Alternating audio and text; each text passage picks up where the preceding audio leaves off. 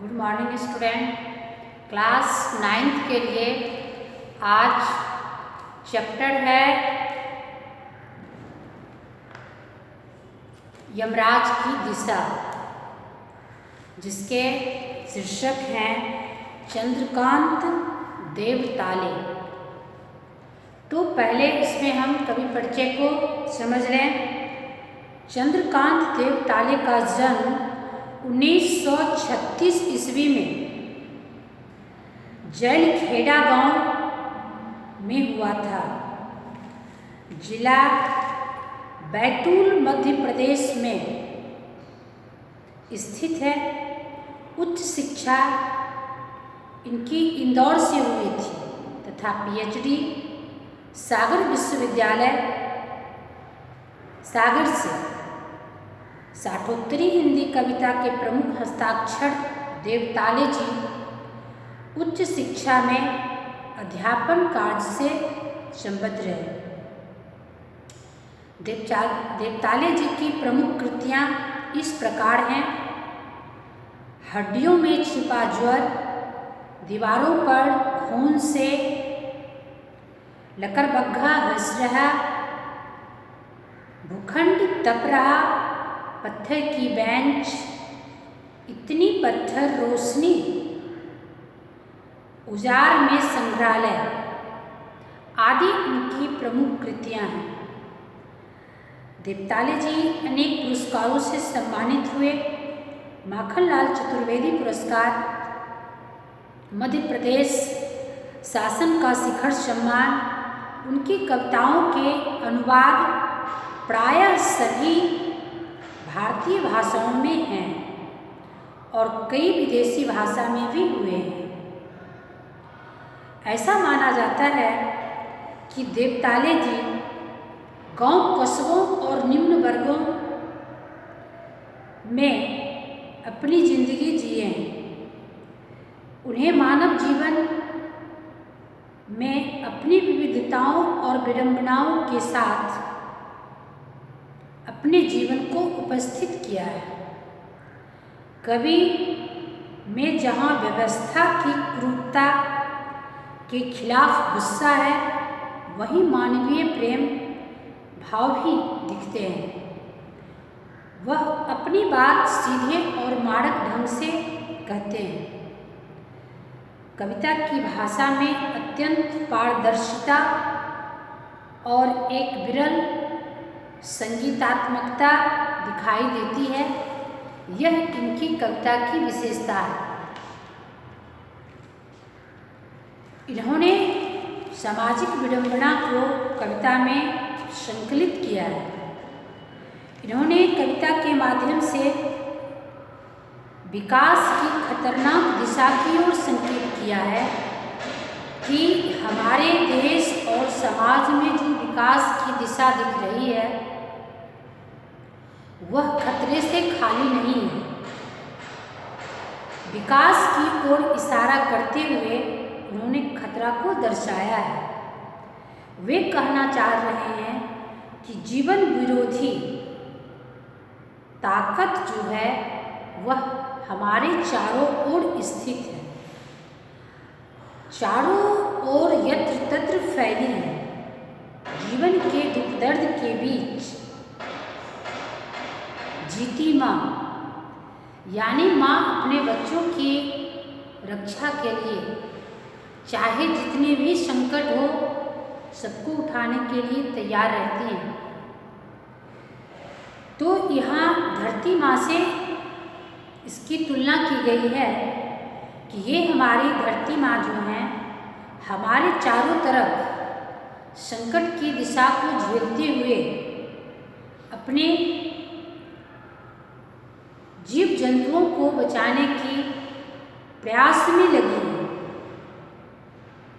जीवन के दुख दर्द में जीती माँ अपशकुन के रूप में जिस भय की चर्चा करती थी, अब वह सिर्फ दक्षिण दिशा में नहीं है। कहने का यहाँ कविता में भाव छिपा हुआ है कि लोगों को पहले यह रूढ़िवादिता समझाया जाता था कि दक्षिण दिशा जो है वह यमराज की दिशा है। यह अशुभ का संकेत है। कोई भी कार्य हम दक्षिण दिशा की ओर होके ना करें। लेकिन फिलहाल का जो वातावरण है उसमें सिर्फ दक्षिण दिशा ही अपशकुन के लिए बाधित नहीं है। कवि के कहने का अर्थ है कि अभी चारों दिशाओं में हमारी कुरीतियाँ फैली हुई हैं, समस्याएं फैली हुई हैं। इसको झेलने के लिए हमारे पास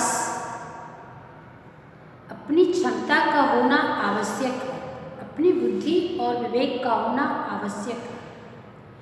क्योंकि व्याधियाँ जो हैं वह सर्वव्यापकता का रूप ले चुकी है।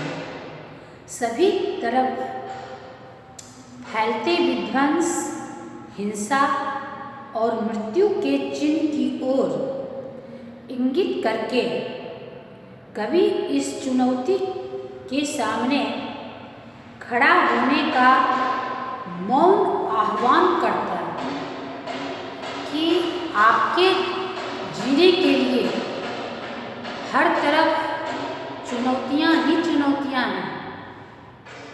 मानव अभी प्राकृतिक और मानवीय दोनों विघ्न बाधाओं से घिरे हुए हैं। तो अभी जो हम इस मौन भावना को धारण कर परिस्थिति को समझने में, आंकने में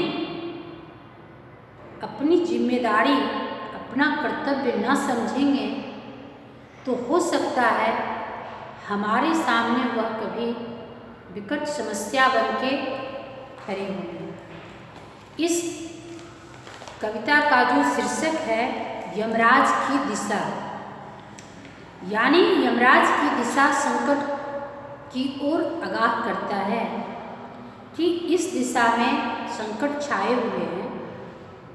कवि के कहने का अर्थ यहाँ है कि माँ की ईश्वर से मुलाकात हुई या ना, कवि यह एक काल्पनिक बातों को यहाँ रखना चाह रहे हैं कि पता नहीं माँ को ईश्वर से मुलाकात हुई या नहीं, कहना मुश्किल है, पर वह जताती थी जैसे ईश्वर से उसकी बातचीत होती रहती है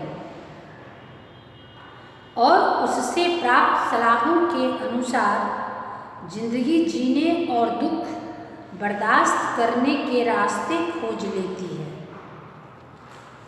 कहने का यहाँ तात्पर्य यह है कि हमारे जो पूर्वज हैं, हमारे जो अग्रज हैं, वह हमें जिंदगी जीने के लिए आगाह करते हैं, हमें यह सांत्वना देते हैं कि हमारे सामने आने वाली अनेक बाधाएं हैं, उसे हमें चुनौती के स्वरूप स्वीकार करना होगा।